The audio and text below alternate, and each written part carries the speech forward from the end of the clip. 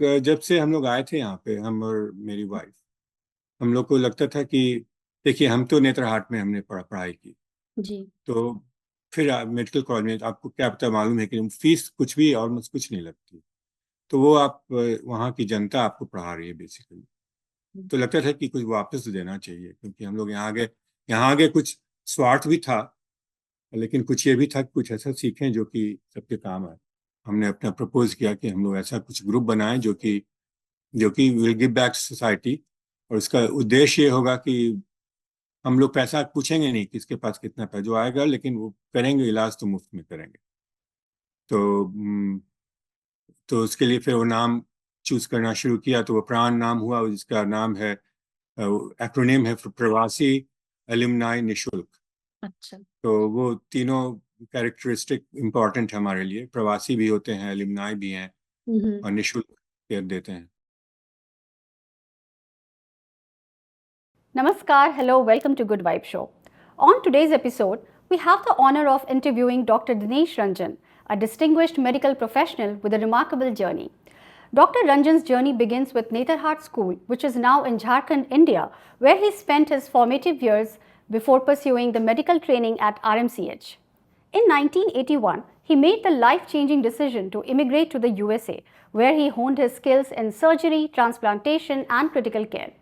Throughout his career, Dr. Ranjan has achieved numerous milestones, including performing the University of Kentucky's first liver transplant and pancreas transplant. His contributions to the field of medicine have earned him national and international recognition, leading to his appointment as president of the International College of Surgeons.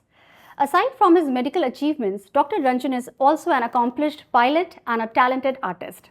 His passion for Indian classical music has further enriched his life and career. In 2019, he co-founded the Pran Medical Group, a non-profit organization dedicated to providing free medical care and health camps in Bihar and Jharkhand. Join us as we delve into Dr. Ranjan's inspiring journey.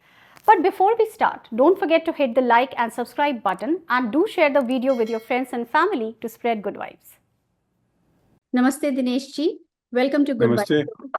नमस्ते। Okay, so let's begin by taking a trip back in time. सबसे पहले आपके बचपन के बारे में कुछ पूछना चाहूँगी। इंडिया में आपका बचपन कैसे बीता और कुछ ऐसे स्पेशल मेमोरीज या कुछ चीज़ें जो आप आज भी मिस करते हो इंडिया के बारे में? इंडिया के बारे में तो बहुत चीज़ मिस करते हैं। एक आध चीज़ गिनाना मुश्किल है, हर चीज़ ही मिस करते हैं। फैमिली, वहाँ का कल्चर, सोशल एटमॉस्फेयर, हम्म। गर्मी में आम, जाड़े में अमरूद, वो सब कैसे भूल सकते हैं, सब याद रहता है। हर चीज़ ही याद रखते हैं। फिर लेकिन ऐसे अर्लियर मेमोरीज की आप बात कीजिए तो अम, मेरे फादर पुलिस ऑफिसर थे, और हरदम पोस्टिंग होती रहती थी एक जगह से दूसरी जगह। तो उनकी हमारे साथ जो उनकी लास्ट पोस्टिंग हमको याद है, वो गया की थी। उस वक्त हमने नेतरहाट स्कूल का जो एंट्रेंस एग्जाम है दिया था। आप नेतरहाट स्कूल से फेमिलियर हैं? जी बिल्कुल, बहुत टॉप स्कूलों में उनका नाम आता था और मुझे याद है कि वहाँ कंपटीशन बहुत टफ था वहाँ एडमिशन लेना। हाँ, बहुत टफ था। हमारे हमारे साल में जिसने हमको बताया गया, नो वे टू वेरीफाई, कि करीब 40,000 जैसे लोगों ने अप्लाई किया था, बच्चों ने। तो वो चिंते केवल 60 थे उसमें से। अच्छा। तो 60 में एक हम भी चुना गए थे। अरे वाह। तो हमारे साथ में जितने बच्चे थे वो सब एक से एक स्मार्ट, दिग्गज टाइप के बच्चे थे। तो I felt like going from a big fish in small pond to small fish in a big pond. Hmm. लेकिन नेतरहाट स्कूल का कल्चर बहुत ही स्ट्रांग था, गुरुकुल सिस्टम में वो स्टैब्लिश था। तो वहाँ पर शुद्ध हिंदी बोलते थे हम लोग। टीचर को श्रीमान जी कहते थे, सबको जी जी करके बोलना होता था। तो सबको बहुत रिस्पेक्ट से। और वो कल्चर अभी बहुत स्ट्रांग है। अभी आपने नोबा का नाम सुना होगा, नेतरहाट ओल्ड बॉयज एसोसिएशन। अच्छा, ओके। तो वो नोबा जो है, वो जितने वहाँ के स्टूडेंट्स निकलते हैं, वो ऑटोमेटिकली नोबा हो जाते हैं। अच्छा। तो अब तो बॉयज इज मिस नोमर। उस वक्त तो बॉयज इसलिए था कि लड़कियां होती ही नहीं थी। जो भी लड़कियां होती थी वो टीचर की बेटियां। तो अभी भी वैसा ही है, लेकिन होते होते वो काफी हो गई होंगी, तो अब से मिस नोमर। लेकिन अभी वो नाम नोबा तो अभी भी है। तो वो नोबा ग्रुप से आप तुरंत कनेक्ट हो जाते हैं। हम कहीं कहीं भी गए तो वहाँ पता किया कि नोबा के कोई है कि नहीं, तो वो बहुत तुरंत कनेक्ट हो जाते हैं। तो नेतरहाट में जो शिक्षा होती थी वो बहुत ही गुरुकुल जैसा पढ़ाते थे और बहुत ही एडवांस लेवल में पढ़ाते थे। जितने टीचर थे हमारे वो सब कॉलेज लेवल के थे। सब ज़्यादातर लोगों को अपने सब्जेक्ट में पीएचडी था। तो वाह। वहीं से हमने सब जो बुनियाद बनी वो वहीं बनी। तो उस वक्त हमको, आपने देखा होगा, हमको म्यूजिक में बहुत इंटरेस्ट था। तो म्यूजिक और आर्ट दोनों ही में बहुत इंटरेस्ट था, पेंटिंग वगैरह में। तो जब हम नेतरहाट स्कूल से निकले तो मेरी इच्छा ये थी कि हम म्यूजिशियन बने। तो लेकिन हमारे फादर ने कहा कि कोई ठीक लाइन नहीं है, डॉक्टर बन जाओ फिर बाद में म्यूजिशियन बनना। तो उस वक्त बच्चे बाप पिता लोगों की बात मानते थे, तो फादर ने जो कहा वही हुआ। तो हमने प्री मेडिकल टेस्ट दिया और चुना गए, तो फिर मेडिकल कॉलेज चले गए। तो नेतरहाटी से हमने म्यूजिक सीखना शुरू किया था। वहाँ पर हमारे जो म्यूजिक के टीचर थे डॉक्टर महेश नारायण सक्सेना, हम्म। तो वो बहुत ही एक्चुअली डॉक्टर नहीं, वो महेश नारायण सक्सेना ही उनका नाम था, डॉक्टर नहीं थे। हमने पूछा उनसे कि सब टीचर के नाम में डॉक्टरेट है, पीएचडी, आप में क्यों नहीं है? अच्छा। उन्होंने बताया क्योंकि इंडिया में जो म्यूजिक का डॉक्टरेट करिकुलम उन्होंने डिजाइन किया था। ओह वाह। तो बहुत ही एडवांस म्यूजिशियन थे। तो उन हमको बर्थडे में किसी ने एक हवाइन गिटार कहते हैं ना, जिसमें स्लाइड गिटार, स्टील गिटार जो यहाँ पर कंट्री म्यूजिक में बजता है या हवाई में जो बजता है, तो उसका गिटार हमने कोई परिवार किसी ने हमको एक गिफ्ट दिया था। तो हमने उस गिटार को लेके उनसे सीखने की इच्छा प्रकट की। तो उन्होंने कहा कि ये जो वेस्टर्न पाश्चात्य वाद्य है, तो इसमें तो टेक्निक डेवलप करना पड़ेगा, तुम अपना टेक्निक खुद डेवलप करो। तो वो लाइब्रेरी से उन्होंने कुछ म्यूजिक की किताब वगैरह हमको दिखाई, तो वो हम लाइब्रेरी से किताब लेकर के इंडियन क्लासिकल म्यूजिक हमने सीखना शुरू किया वहीं से। तो उस वक्त से जो समझिए कि बताते हैं 1968-67 से जो इंडियन क्लासिकल म्यूजिक से संबंध बना रहा है वो अब तक चल रहा है। वो सक्सेना जी की देन है। क्या बात है। और जहाँ तक मुझे पता है आपने पंडित जसराज के साथ तबले पर भी हाथ फेरा है, उसके बारे में कुछ हाँ तो हाँ वो बताते हैं, क्योंकि गिटार तो किसी ने नेता हाट में सिखाया नहीं। उन्होंने कहा कि ये तो पाश्चात्य वाले, अपना टेक्निक खुद डेवलप करो। लेकिन हम तबला भी बजाते थे। तो हमारे तबला के जो टीचर थे वो चटर्जी साहब थे। वो बहुत ही अच्छे तबलची थे। तो उन्होंने देखा कि हम तबला में मेरा टैलेंट है, तो उन्होंने हमको अलग से तबला सिखाना शुरू किया।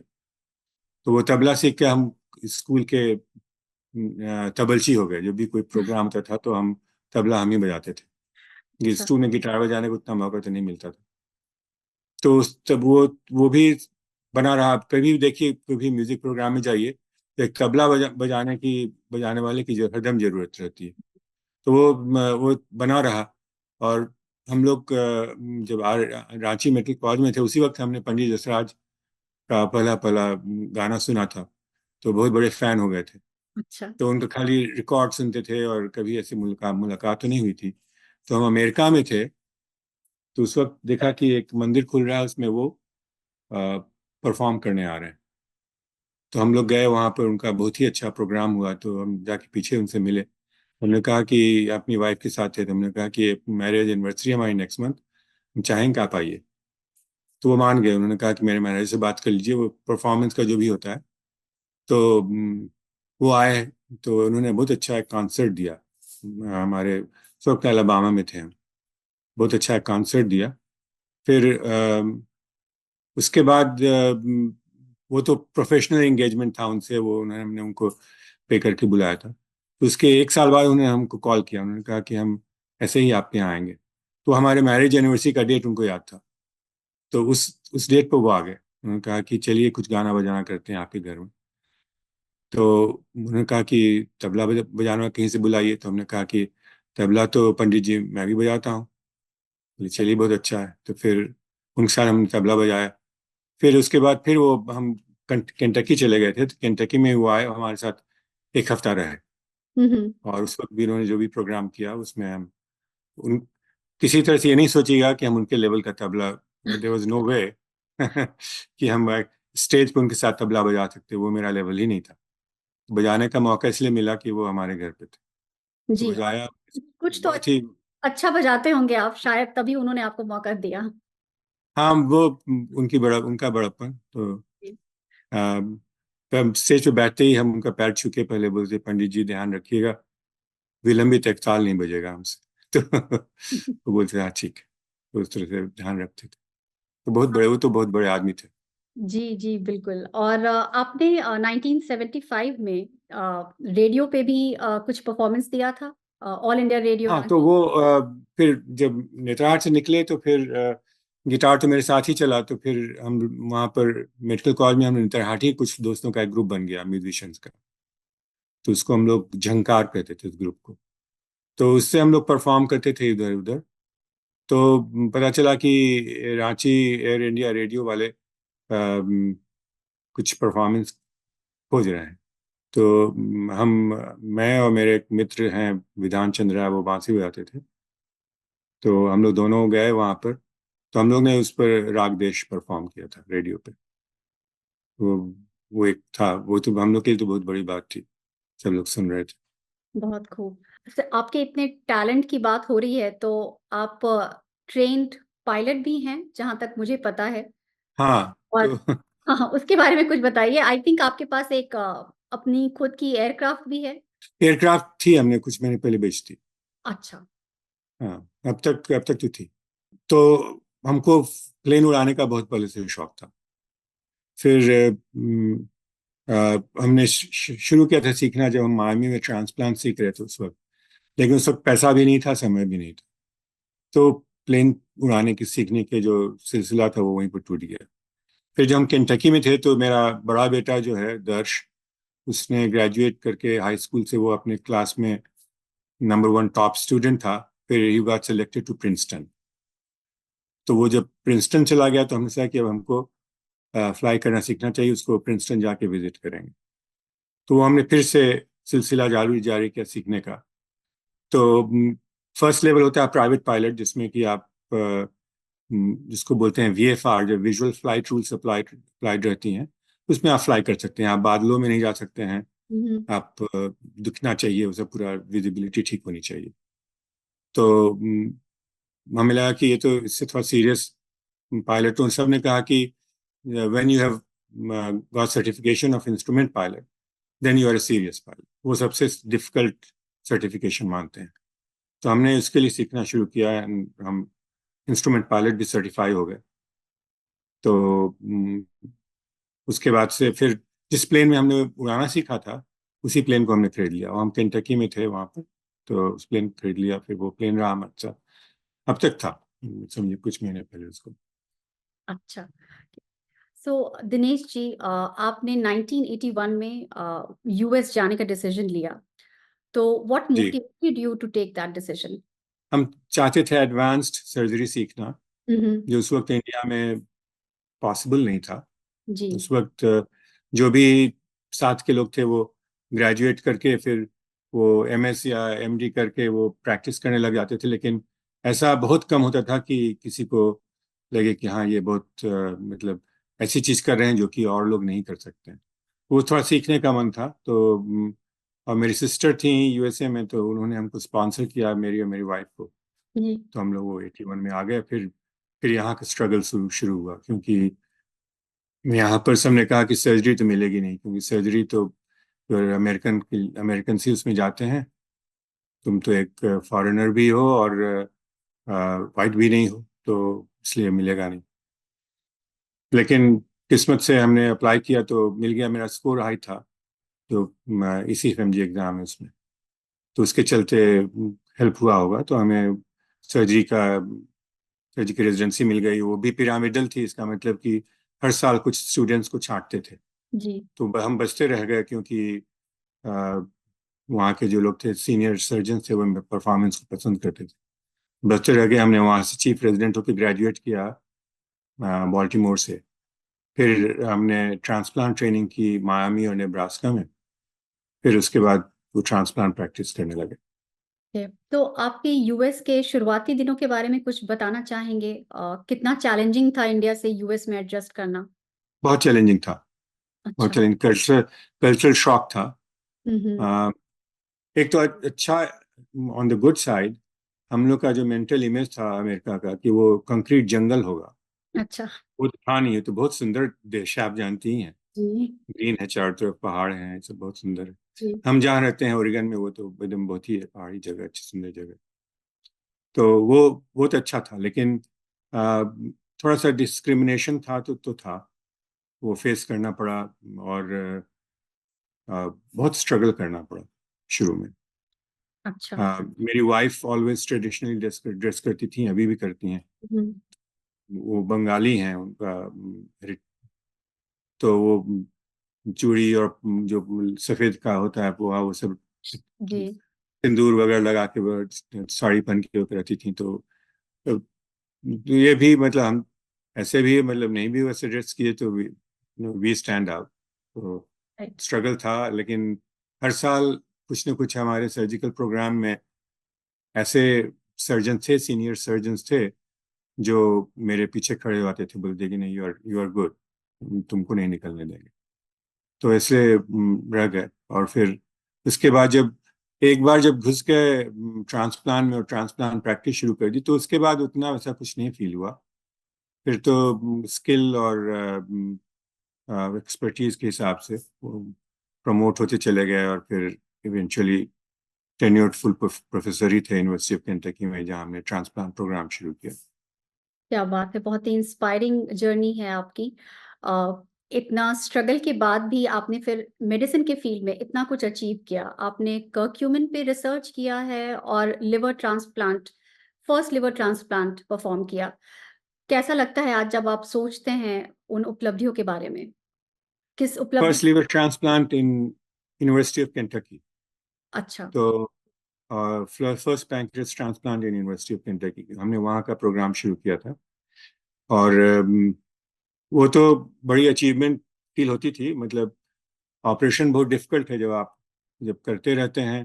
पहले तो ट्रेनिंग में जब रहते हैं तो उस वक्त तो हरदम कोई ना कोई सीनियर सर्जन साथ में रहता है। फिर जब आप प्रैक्टिस करना शुरू करते हैं, then you're on you on.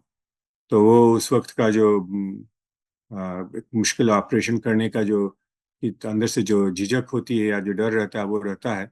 लेकिन once you get into it, वो adrenaline takes over and patient care takes over. तो फिर जब खत्म होता है, then you get big sense of achievement. तो जब हमने पहला वहाँ का ट्रांसप्लांट किया था, और पैंक्रियाज और लिवर, तो काफ़ी एक्टिविटी वहाँ, काफ़ी मीडिया अटेंशन उस पर भी मिला था। तो वो सब अच्छा, उस वक्त तो काफ़ी लगता था कि बड़ी बात है। तो वो हुआ था।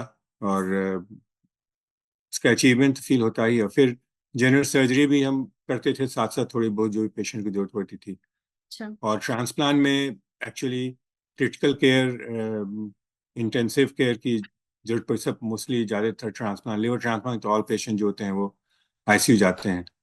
तो वो हमने सोचा कि मेरे लिए बहुत ज़रूरी होगा। तो हम जब ट्रेनिंग ही में थे, उस वक्त हमने अप्लाई किया कि हम इंटेंसिव केयर का सर्टिफिकेट हमको मिलना चाहिए। हम्म। तो वो लास्ट ईयर था जब वो बिना फॉर्मल इंटेंसिव केयर ट्रेनिंग का वो एग्ज़ाम लेने दे रहे थे। तो हमने एग्ज़ाम लिया, वो हम पास कर गए। तो हम बोर्ड सर्टिफाइड इंटेंसिविस्ट भी हो गए। तो एक जब टाइम था जबकि अमेरिका में बहुत कम ट्रांसप्लांट सर्जन थे जिनको इंटेंसिव केयर सर्टिफिकेशन हो। तो हम उसमें से 17-18 थे, वैसे उसमें I was one of them. तो उसके चलते हमको थोड़ा टाइम भी मिला शेप करने का ट्रांसप्लांट क्रिटिकल केयर। अच्छा। तो अब मैं थोड़ा प्राण मेडिकल ग्रुप के बारे में बात करना चाहूँगी दिनेश जी, जिसकी शुरुआत आपने अपनी वाइफ और कुछ अलुमनाई डॉक्टर्स के साथ मिलकर की थी। तो इसकी शुरुआत करने के पीछे आपका क्या उद्देश्य था?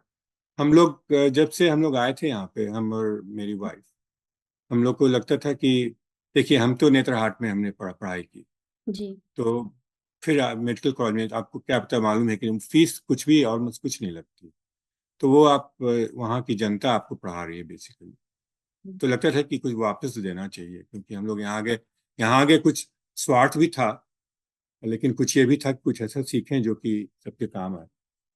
तो जब हमने रिटायरमेंट ली यहाँ पे, तो उसके बाद हम लोगों ने मेरी वाइफ भी डॉक्टर हैं, वो इमरजेंसी रूम में काम करती थी। तो हम लोग दोनों ने बात किया कि नहीं, हम लोग बहुत दिन से सोच रहे थे करने का, तो करें।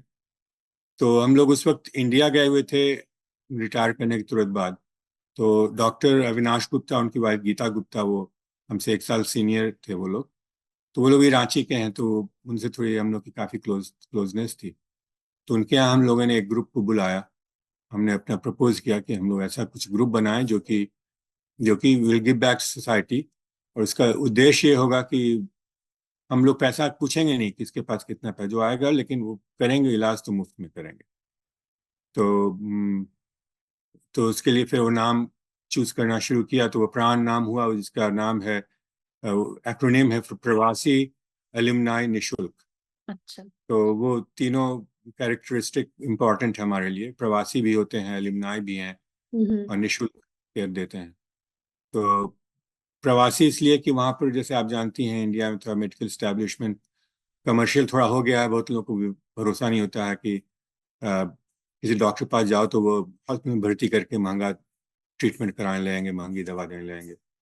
तो हम लोग प्रवासी थे, तो हमने पहले ही कर दिया कि हमको किसी से लोकल कोई कनेक्शन नहीं है, हमको किसी हॉस्पिटल से कोई कनेक्शन नहीं। फिर एलिमनाई थे हम लोग सब वहाँ के, और निःशुल्क जरूरी था हमारे लिए, क्योंकि हम निःशुल्क सिखाएंगे। तो शुरू में बहुत बहुत लोगों ने कहा कि आप निःशुल्क नहीं कीजिए, थोड़ा सा पैसा लीजिए, नहीं तो यहाँ की जनता ऐसी है कि निःशुल्क को भाव नहीं देती। तो हम लोगों ने कहा कि ठीक है, नहीं आएंगे तो नहीं आएंगे, तो मेरा पैसा बचेगा, लेकिन जो आएंगे उनको वो इलाज तो मुफ्त में करेंगे। तो फिर हम लोगों ने शुरू में कैंप, पहला जो क्लिनिक शुरू किया वो रांची में हमने शुरू किया। तो रांची में प्रेस क्लब था, वहाँ की उसकी बिल्डिंग में हमने शुरू किया। तो उस वक्त प्राण मेडिकल ग्रुप हम लोग का था वो। अच्छा। फिर वो ये बताते हैं, ये है 1919 अक्टूबर नवंबर में हमने ग्रुप बनाया। जी। पहला क्लिनिक हमने किया जनवरी फरवरी में रांची में। तो उसके बाद फिर आप जानती हैं 2020 में तो वो कोविड आ गया। जी। तो फिर सब चीज ठप पड़ गई। फिर 2021 में जो इंडिया में जो मेजर जो कोविड क्राइसिस आई, तो वो तो इंडिया का जो मेडिकल सिस्टम था वो ओवरवेलम हो गया। तो वहाँ डॉक्टर्स को लोग मिल मिल मतलब डॉक्टर मिल नहीं रहे थे लोगों को, और जो मिल रहे थे वो बहुत मतलब झंझट की बात थी। तो हम लोगों ने उस वक्त अविनाश जी जो हैं वो बजाना में बहुत एक्टिव थे। बजाना stand for Bihar Jharkhand association of north America. तो अविनाश जी ने कहा कि हम बजाना के ग्रुप क्रिएट करते हैं, फिर हम लोग शुरू करेंगे। हम लोगों ने व्हाट्सएप ग्रुप शुरू किया, अच्छा। Helpline, Covid helpline. वो विद इन आवर्स वो कैपेसिटी फुल हो जाती थी। फिर हम लोग को बेक करना पड़ता था कि जो जिसको केयर हो चुका है वो छोड़ के जाए, इसी के लोग दूसरे लोग ज्वाइन कर पाए। शायद कैपेसिटी होती है 167 या ऐसा कुछ होती है कैपेसिटी। तो वो हम लोगों ने एक व्हाट्सएप ग्रुप शुरू किया, और फिर अविनाश जी के साथ, बजाना के साथ मिलके हम लोगों ने एक जूम क्लिनिक शुरू किया। तो बजाना में बहुत टेक्सावी लोग थे, तो वो लोगों ने सब क्रिएट कर दिया। प्राइवेट रूम होता था जूम ही में, पेशेंट्स आते थे, उन लोगों को देखते में प्राइवेट मिल जाते थे। तो दिनेश जी, ये प्राण मेडिकल ग्रुप बजाना के साथ मिलकर के भी कुछ क्लिनिक्स चलाती हैं। तो आप जी कुछ बता सकते हैं कि वो कैसे काम करते हैं, और भारत और यूएस में रहने वाले लोग कैसे सहयोग देते हैं इस क्लिनिक को चलाने में अपना? हाँ, तो बजाना ने हम लोग को एक ग्रांट दिया शुरू करने के। एक रमेश और कल्पना भाटिया, फिलंथ्रॉपिक फैमिली है अच्छा। टेक्सास में, तो उन्होंने एक बड़ा ग्रांट दिया था, तो उस बजाना के थ्रू वो हमको मिला। तो हमने फिर इंडिया में हम लोगों ने बजाना के साथ मिलके एक प्राण बजाना क्लिनिक शुरू किया। तो वो इनकॉर्पोरेट किया इंडिया में। और उसका मॉडल हम लोग ने शुरू में सोचा था कि हम लोग जो लोकल मेडिकल कम्युनिटी है उसको हम लोग सुपर स्पेशलिटी एक्सपर्टीज भी प्रोवाइड करेंगे। उसकी उतनी जरूरत नहीं पड़ेगी। वो लोकल ग्रुप जो होते हैं वो अपने में काफ़ी सफिशिएंट फील करते हैं। तो वो बहुत चाहते नहीं थे कि उनके पेशेंट्स को लगे कि कोई बाहर के डॉक्टर से पूछा जा रहा है। अच्छा। लेकिन हम लोग हेल्थ कैंप शुरू कर दिया। प्राण बजाना क्लिनिक का हेल्थ कैंप शुरू किया। तो उसमें हम लोगों ने जो ग्रांट मिला था उससे हम लोगों ने पटना में और रांची में एक एम्बुलेंस खरीद के दी। एक वहाँ लोकल फिलैंथ्रोपिक ग्रुप्स को जिनके साथ हम काम करते थे। और फिर एक रांची में एक मेडिवैन हम लोगों ने खरीद लिया, और जिसमें कि जिसको क्लिनिक की तरह यूज कर सकते हैं, उसमें कुछ इक्विपमेंट भी था। तो वो हमने शुरू किया उस वक्त। अच्छा। तो वो अब अभी तक चल रहा है। वो उसको हम लोग ट्रैक करते हैं, कितने जो भी पेशेंट्स आते हैं उनको हम लोग स्प्रेडशीट में ट्रैक करते हैं, और जो भी पर्चा होता है उसको स्कैन करके हम लोग एक इसमें रख लेते हैं, गूगल ड्राइव में। तो वो उससे लिंक हो आता है, फिर हम लोग की वहाँ जो लोकल स्टाफ है उसमें लैब्स वगैरह ऐड कर देती हैं। तो बहुत ही प्रिमिटिव EMR जैसा है। तो लेकिन उसका फ़ायदा ये है कि वहाँ बैठ के सामने कागज़ नहीं देखना है, वो सब गूगल ड्राइव में है, सेव किया हुआ है। तो वो उससे हम लोग उसको देखते हैं, और हम लोग पेशेंट्स को फॉलो कर सकते हैं, और जो भी फॉलोअप करना होता है वो करते हैं। तो अब हमारा जो गूगल ड्राइव में हम लोग जो अब तक जो कर रहे हैं, उसमें करीब 5-5.5 हज़ार पेशेंट्स हैं उसमें अभी। और वो प्लस जो भी हम लोग कोविड के टाइम में वो 1.5-2 हज़ार पेशेंट्स को जो हम लोगों ने केयर किया, तो समझिए करीब 6.5-7 हज़ार से पेशेंट्स होंगे टोटल। अच्छा, तो कोविड के दौरान जहाँ सभी जगह खासकर भारत में भी इतनी ज़्यादा दिक्कतें आ रही थी मेडिकल सर्विसेज प्रोवाइड करने में लोगों को, उस वक़्त प्राण बचाना ने कैसे लोगों की सहायता की? वो जूम के लिए मेनली दो तरह से, एक तो कि अच्छा। व्हाट्सएप ग्रुप था, हुँ, हुँ। उसमें जो हेल्पलाइन थी कोविड हेल्पलाइन कहलाती थी। कोई भी आके कोई प्रश्न पूछे, वो तुरंत विद इन मिनट्स, तो with in half an hour research करके उसका जवाब दे करके, उसमें कोई पूछे कि हमको ये दवा चाहिए या ये प्लेटलेट चाहिए, कहाँ चाहिए, कहाँ मिलेगा, तो वो सब का लोकल कम्युनिटी से हम लोग मिल करके वो प्रोवाइड करते थे। और फिर जूम क्लिनिक था। उस जूम क्लिनिक में जो भी पेशेंट्स आते थे उन लोग को, जैसे एक डॉक्टर होता है पेशेंट को एक अलग रूम में ले आके उनका हिस्ट्री लेकर के पूछ करके, फिर क्योंकि सबको हॉस्पिटलाइजेशन की जरूरत नहीं है, बहुत तो रिएश्योरेंस की जरूरत होती है कि अपना ऑक्सीजन चेक कीजिए, रेस्पिरेटरी टॉयलेट कीजिए, कुछ शुरू में प्रिलिमिनरी दवा है, एंटी एलर्जिक्स है, वो सब लीजिए, और रेस्पिरेटरी एक्सरसाइज कीजिए। तो वो सब सिखाते थे, और ज़्यादातर पेशेंट उसमें they used to do fine. तो हम लोग वो हैंड्स ऑन क्लिनिक नहीं था, वर्चुअल क्लिनिक था, जी। लेकिन it work very very well. तो ये वर्चुअल क्लिनिक्स चलाने में किसी दिक्कत का भी सामना करना पड़ा आपको? कोई खास ऐसी दिक्कत नहीं। वो बजाना लोग के जो थे टेक सैवी लोग, उन्होंने सब सेटअप कर दिया था। और दिक्कत कुछ मतलब कुछ मिसक्रिएंट जो होते हैं, जो कुछ लोग होते हैं कभी कभी आते थे बदमाशी करने के लिए, तो हम लोग वी वर पोलाइट हुए कि देखिए भाई ये तो जनसेवा हो रही है, आप निकल जाइए।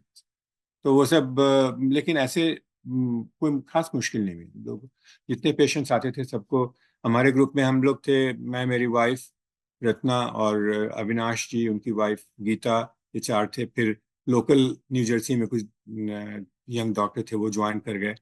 फिर ऐसे ऐसे करके, तो जो भी पेशेंट आते थे सबको एक तुरंत कोई एक डॉक्टर मिल जाता था उससे बात करने के लिए, फिर वो केयर करने के लिए, फिर फॉलो अप करने की, किसी को जरूरत है तो फॉलो, नहीं आप 3 दिन बाद फिर हमसे बात कीजिए, ऐसे करके वो बहुत अच्छा चला, कोई मुश्किल नहीं।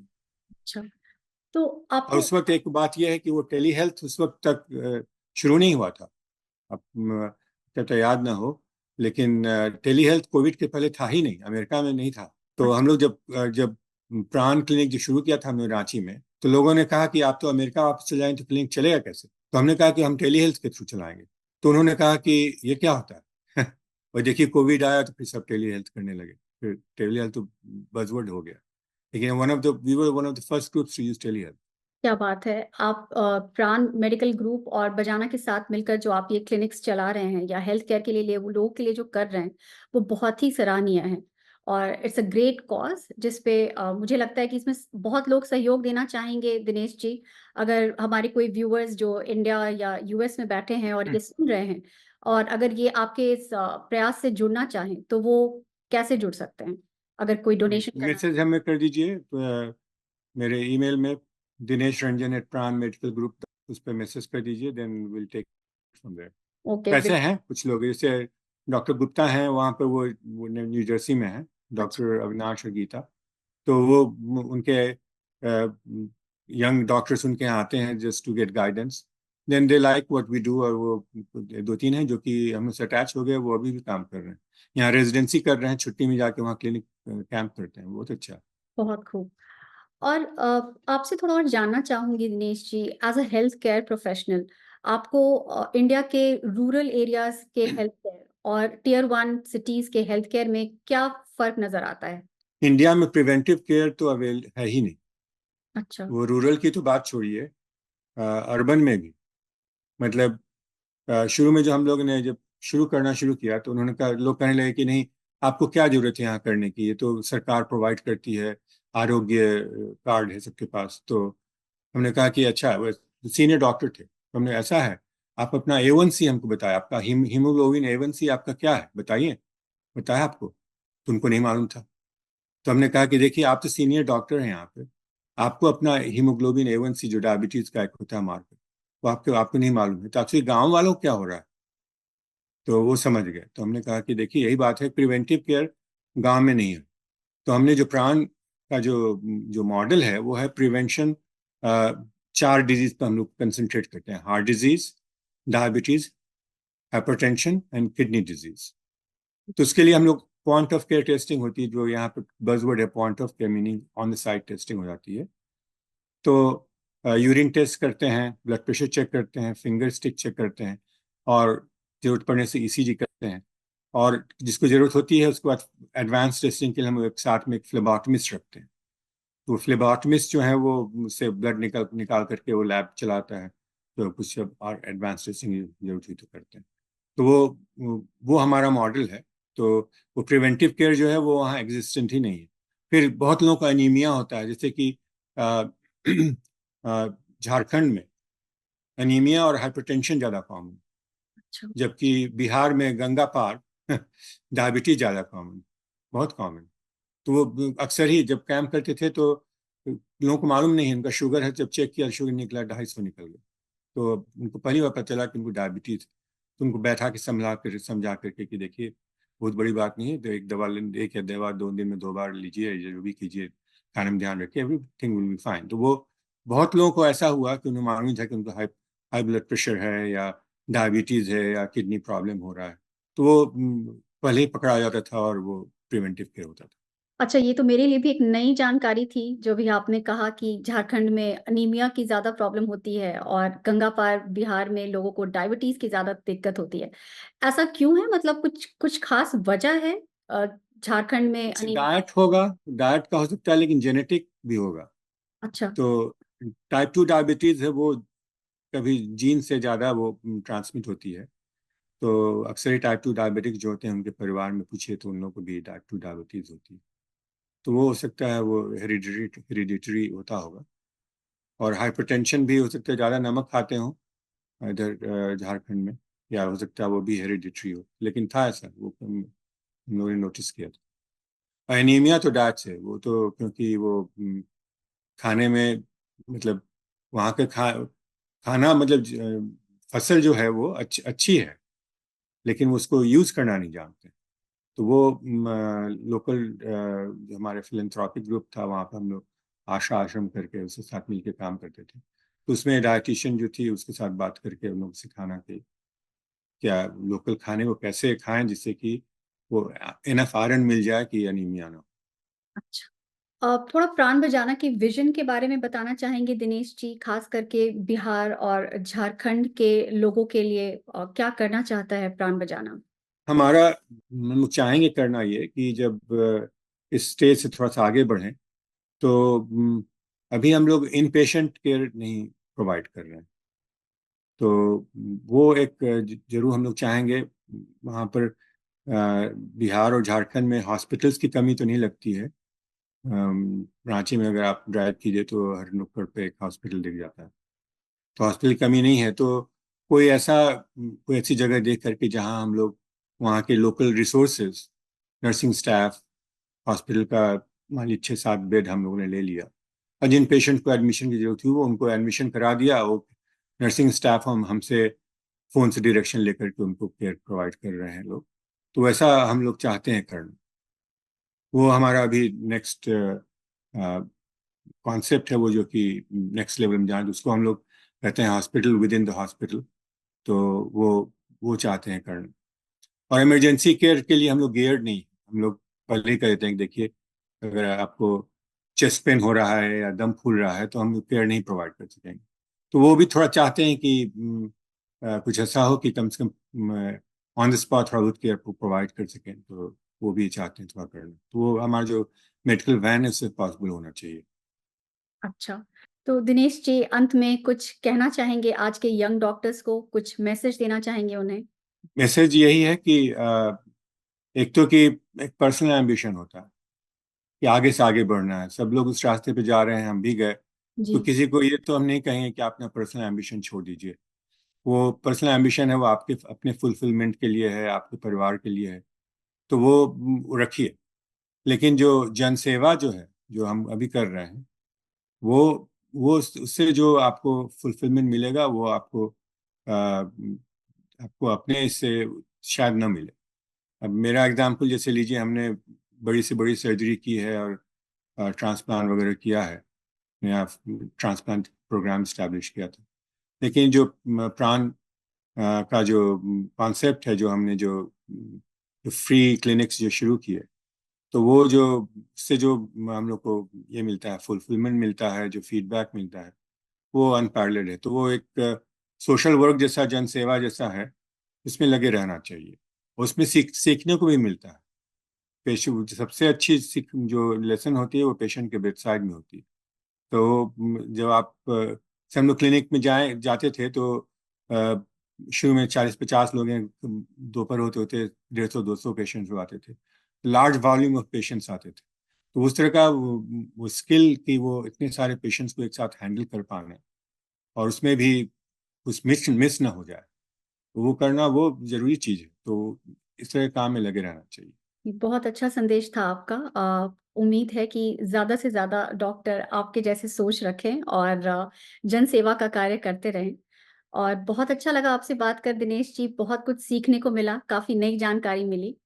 बहुत-बहुत धन्यवाद आपका शो में आने के लिए। ठीक, thank you very much, pleasure, नमस्ते। To our listeners, thank you for tuning in. We hope Dr. Ranjan's story has inspired you as much as it has inspired us. Stay positive and happy. See you in the next episode.